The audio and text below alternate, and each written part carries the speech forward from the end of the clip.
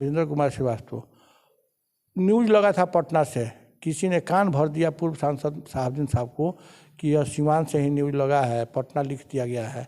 तो उनके दाहिना हाथ में उस समय तो लोग कहते थे कि जब तक साहबुद्दीन साहब आएंगे नहीं हमारा तिलक नहीं चढ़ेगा। क्या बात है? देखिए, नरेंद्र मोदी के नेतृत्व में देश सुरक्षित है। इजराइल का हाल हम लोगों के यहाँ नहीं ना है, यूक्रेन का हाल भी आ रहे हैं, कोई ऐसा तो नहीं ना आपका पत्ता कट जाएगा? अरे फैसला तो पार्टी को लेना है, संसदीय बोर्ड को लेना है, मंगल बाबा को। आपने देखा होगा कविता सिंह को हमारे बयान देना, दोनों बराबर था। यहाँ मीडिया के साथियों को बयान देना मतलब हत्या कर हम और हमारा लड़का, हम लोग कफन लेकर जनता के बीच में निकले थे। लोगों ने पैसा दे करके और वोट दे करके मुझे लोग देते रहते हैं। अभी हमारी टीम पहुंची हुई है पूर्व सांसद ओम प्रकाश यादव जी के पास, इनसे हम बात करेंगे। हालांकि इससे पहले इनका बयान भी आया था इनकी पार्टी को लेकर कि इन्हीं के पार्टी के जो लोग हैं इनके ऊपर टिप्पणी कर रहे, प्रतिक्रिया दे रहे कि उनकी सेहत को लेकर। कुछ महीने पहले इनकी सेहत बिगड़ी हुई थी, लेकिन अभी ये ठीक ठाक है, हमारे सामने बैठे हुए हैं। आइए उनसे पहले बात करते हैं। स्वागत है आपका। स्वागत है आपके चैनल पर, और आपने अच्छा मुद्दा उठाया।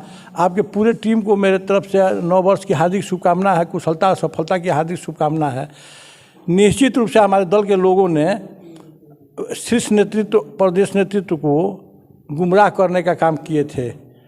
हमें सूचना जब मिली तो हम इन लोगों के यहाँ घर घर जा करके और अपने नेताओं से कहा कि हम ठीक हैं, फैसला आप लोगों को करना है, पार्टी हमको टिकट देगी तो हम निश्चित रूप से लड़ने योग्य हैं। देखिए, हम लोग के किसी भी मजहब में कोई आदमी तबीयत खराब होता है तो लोग कहते हैं कि भगवान करें कि अपने बाल बच्चे के भरोसे ये आदमी जिंदा रहे, ठीक रहे। और इस गंदी राजनीति का हम शिकार हुए, हमको सफाई देने पटना जाना पड़ा, दिल्ली जाना पड़ा, ये अफसोस की बात है। और हम जिसको मदद किए वही आदमी इस तरह का षड्यंत्र रचा जा रहा है। फैसला जनता तय करती है ना, लोकसभा में चाहे विधानसभा में, किसी चुनाव में जनता मालिक होती है। जनता फैसला जो करती है, सभी ने चिन्हित कर दिया है भाजपा में। उनका जब चुनाव आएगा तो जनता इसका फैसला करेगी, क्योंकि लोकतंत्र में जनता मालिक होती है, जनता फैसला करेगी। अच्छा, एक बात देखा जा रहा है आजकल, क्योंकि जिस तरह से लोगों के बीच आपकी लोकप्रियता तो है, लेकिन यहाँ पे देखा जा रहा है आए दिन मंगल पांडे जी भी आ रहे हैं, कोई ऐसा तो नहीं ना आपका पत्ता कट जाएगा?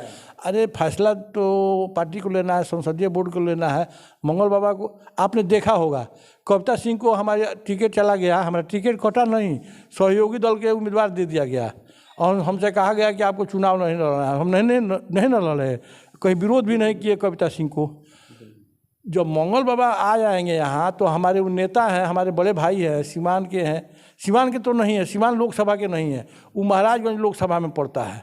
फैसला जनता तय करेगी, हम भी उनके साथ रहेंगे। जनता अगर आपके साथ है तो?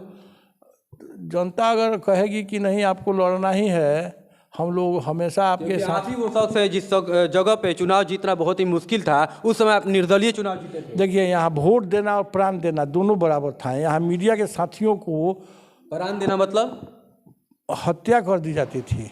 अच्छा, यहाँ एक हमारे हिंदुस्तान के ब्यूरो चीफ हैं, उनका नाम है वीरेंद्र कुमार श्रीवास्तव। न्यूज़ लगा था पटना से, किसी ने कान भर दिया पूर्व सांसद साहबुद्दीन साहब को कि यह सीवान से ही न्यूज़ लगा है, पटना लिख दिया गया है। तो उनके दाहिना हाथ में गोली मार दी गई थी। यहाँ किसी पार्टी का झंडा नहीं लगता था। किसका लगता था?